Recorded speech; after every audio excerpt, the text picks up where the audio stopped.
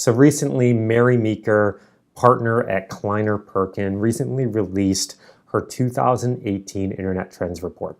And so it's a long one, it's 294 slides, but one thing kind of stuck out to me that I've been thinking about, right? She talks a lot about data and personalization and how data and personalization kind of helps improve product experiences, engagement, as well as response to certain acquisition channels. But what I've been thinking about a lot is how that is just on a direct collision course with all of this data privacy that's going on, things with GDPR, new movements here in the US. Those two things seem really at odds with each other. So what happens? How does this get all resolved? Because that data and personalization is a big part of most people's growth plans in 2018 and 2019.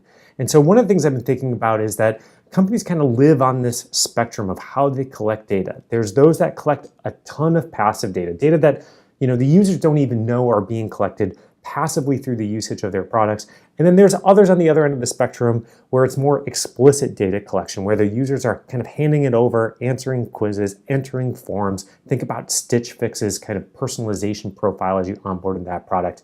I think in the near term, right, like companies that are closer to that explicit end of the spectrum are going to be better off. And the real question is what happens to those that heavily rely on the passive data collection? How do we build these personal experiences? Because as we move forward, internet users are looking for products, people, services that they personally identify with. And so building this relationship, building this trust through personalization is going to be really important.